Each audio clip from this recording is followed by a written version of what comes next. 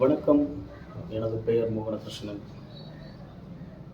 நான் தேசிய முற்போக்கு திராவிட கழகத்தை சார்ந்தவன். நான் மட்டுமல்ல, என் குடும்பமே. 2005 தலைவர் அவர்கள் கட்சி தொடங்கினார். அன்று எனது வயது 15.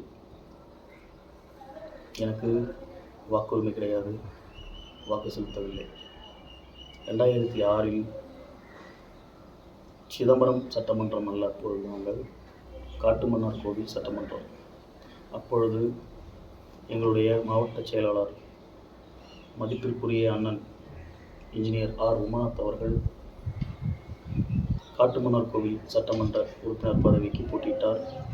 மாண்புமிகு இதயதெய்வம் கேப்டன் அவர்கள் அவருக்கு அந்த தொகுதியினை ஒதுக்கி கொடுத்தார். அப்பொழுது என் தந்தை உட்பட பல தேமுதிக சொந்தங்கள் தேர்தல் களத்திலே முதன்முறையாக வாக்கு சேகரித்தோம் எங்கள் கேப்டனுக்காக. அதன் விளைவாக 2006 சட்டமன்றத்திலே இரு பெரும் திராவிட கட்சிகளுக்கு மாற்று இவர்தான் என்பதை ஊர்ஜிதப்படுத்தும் விதமாக எங்களுடைய வாக்கு வங்கி தனித்து போட்டியிட்டு 8.38%. மாண்புமிகு புரட்சிக் கலைஞர் டாக்டர் கேப்டன் அவர்கள் விருதாச்சலம் தொகுதியை வென்றெடுத்தார். பல சிக்கல்களை தாண்டியும் பல நன்மைகளை செய்து கொடுத்தார் விருதாச்சலம் அணியில். அது மட்டுமல்ல, 2009 பாராளுமன்ற தேர்தலில் மறுபடியும் தேசிய முற்போக்கு திராவிட கழகம் போட்டியிட்டது. தனித்து போட்டியிட்டது. இப்போ தனித்து போட்டியிடும் போது 8.38% இருந்த நாங்கள் 10.79%, சம்திங் 11% கிட்டத்தட்ட சராசரியாக வாங்கி காட்டினோம். 39+1 எல்லாத்துலேயும். எங்கள் தலைவர் அவர்கள் ஒரு பிழையை ஏற்படுத்தினார். அதுதான் 2011 சட்டமன்றம். அது அவர் எடுத்த முடிவல்ல. அன்றைக்கு பொறுப்பாளராக இருந்த,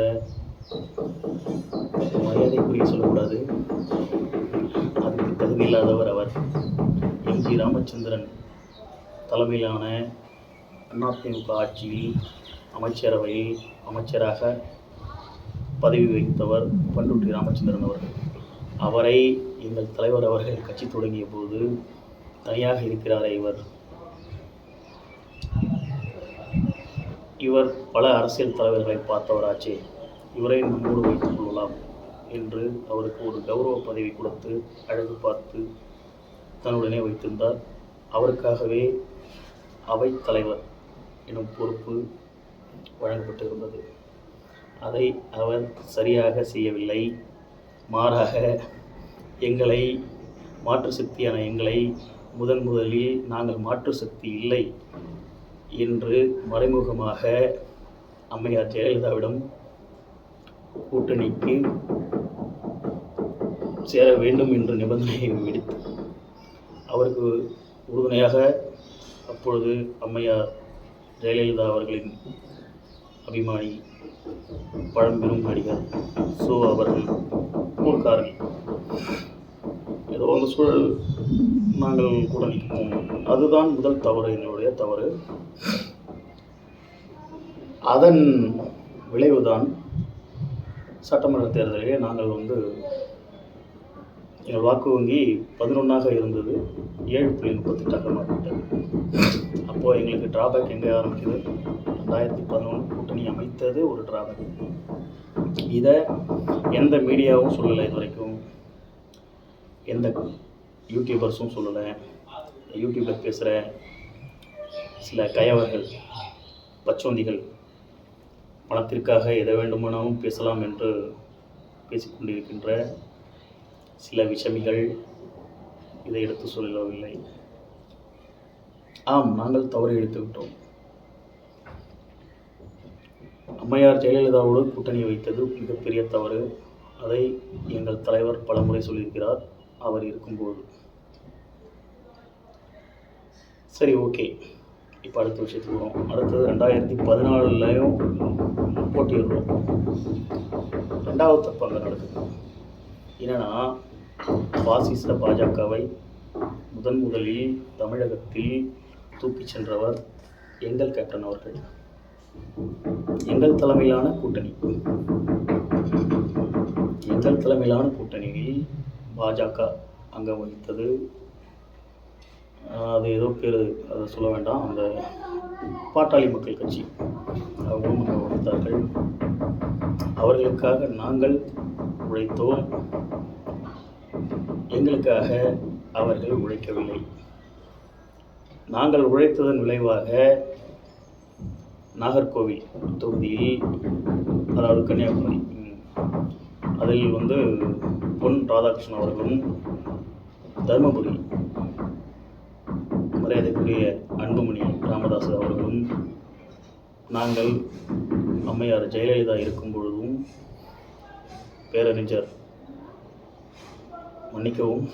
முத்தமிழறிஞர் கலைஞர் ஐயா இருக்கும்போதும் நாங்கள் ஒரு மாற்று என நிரூபித்தோம். ஆனால் எங்கள் கட்சி அங்கீகரிக்கப்படவில்லை. அதற்கு காரணம் உங்களோடு கூட்டணி வைத்தது தான். 7.38 இருந்த எங்கள் வாக்கு வங்கி 4.5 குறைந்துவிட்டது. சரி, ஓகே. அதுக்கு மறுபடியும் இருக்கிறார் தலைவர். 2016 மரியாதைக்குரிய முத்தமிழறிஞர் கலைஞர் அவர்கள் பழம் நழுவி பாலில் விழும் என காத்து கொண்டிருந்தார். அந்த பிழையையும் நாங்கள் எங்களை அறியாமலே ஏற்படுத்திவிட்டோம். அதன் காரணமாக மீண்டும் அதிமுக ஒரு சாதனை படைத்தது. எம்ஜிஆர் அவர்களுக்கு பிறகு இந்த அம்மையார் ஜெயலலிதா 2வது முறையாக ஆட்சி அமைத்தார். நாங்கள் மக்கள் நல கூட்டணி என்று எங்கள் தலைமையிலான ஒரு அணியை உருவாக்கி அதில் போட்டியிட்டோம். அதில் எங்கள் வாக்கு வங்கி 2.5 மாறிவிட்டது. அதன் பின் 2016 பிறகு 2019 பாராளுமன்றம், அதிலையும் மறுபடியும் தூக்கி நிறுத்தினோம். எங்களை யாரும் தூக்கி நிறுத்தவில்லை. எங்களுடைய ஓட்டு நாங்கள் அங்கம் பெற்றிருந்த கூட்டணிக்கு தேவைப்பட்டது. ஆனால் அந்த கூட்டணி கட்சிகளினுடைய வாக்குகள் முரசுக்கு வரவில்லை. மாறாக முரசு கட்சியினுடைய வாக்குகள் அவர்களுக்கு தேவைப்பட்டது. அன்று 2021 அதுக்கு பிறகு பல போராட்டங்கள், பல இதெல்லாம் நிகழ்வுலாம் நடந்தது. மீட்டெடுக்கிறதுக்கு போராட்டங்கள்லாம் பண்ணாங்க அதிமுகவை. அப்புறம் அமமுகவின் தலைமையில் நாங்கள் மறுபடியும் போகிறோம். அங்கேயும் தப்பு நடந்துச்சு. அடுத்து 2024 தனித்து விடப்படுறார் பழனிசாமி அவர்கள். நாங்கள் கை கொடுத்தோம். அதன் விளைவு பார்த்திருக்கிறீர்கள். இப்பொழுது 2026 சட்டமன்றம். நாங்கள் என்ன சொல்கிறோம் என்றால், முதலில் நாங்கள் எங்களை நிரூபிக்க வேண்டிய சூழலில் இருக்கிறோம். எங்கள் தலைமை அருமையான விளக்கம் உங்களுக்கு கொடுத்துவிட்டது. ஊடக வாயிலாக நிறைய செய்தி கொடுத்துவிட்டது. நாங்கள் எங்களை நிரூபிக்கக்கூடிய சூழலில் இருக்கும் காரணத்தினால் எங்களுடைய தொண்டர்களின் முடிவினை, செயலாளர்களின் முடிவினை நான் உறுதிப்படுத்துகிறேன் என்று எங்களுடைய கட்சியினுடைய புரட்சி அன்னியார், என்னுடைய அன்னையார் அவர்கள் அருமையாக தெரிவித்தார். இதில் உங்களுக்கு எங்கே வலிக்கிறது என்று எனக்கு தெரியவில்லை. இப்பொழுது எங்கள் மீது கரிசனம் காட்டும் நீங்கள் மண்டபத்தை இடிக்கும் பொழுது எங்கே இருந்தீர்கள் என்பதை கூற வேண்டும் அல்லவா? இந்த ஆர்டிஃபிஷியல் இன்டெலிஜென்ஸ் வந்திருக்கு. அதில் வந்து மாண்புமிகு புரட்சி கலைஞர் டாக்டர் கேப்டன் அவர்கள் எங்கள் புரட்சி அந்நியாரை பார்த்து ஒரு சில வாதங்களை வைக்கிறார். அதுபோல் ஒரு சித்தரிக்கப்பட்ட ஒரு காணொளி பார்க்கிறீர்கள். அதுவும் தமிழக வெற்றிக் கழகம் சார்பாகவும் பாசிச பாஜக சார்பாகவும் அதிமுக இன்னும் பண்ணல, இப்போதைக்கு மறைமுகமாக பண்ணிகிட்டு இருக்கிறாங்க. அவங்களுக்கு வரும். நம்ம